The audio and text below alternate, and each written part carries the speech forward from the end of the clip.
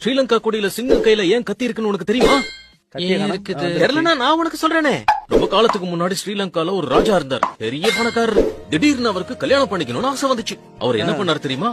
800 இளவரசிகளை கூப்பிட்டாரு. 800 புரியுதா? 800 இளவரசியா? அவங்க எல்லார் கையிலயும் ஒரு விதைய கொடுத்துட்டு 6 மாசத்துக்கு அப்புறமா யாரு ரோஜா எடுத்துட்டு வந்து கொடுக்குறீங்களோ அவங்கள நான் கல்யாணம் பண்ணிப்பேன்.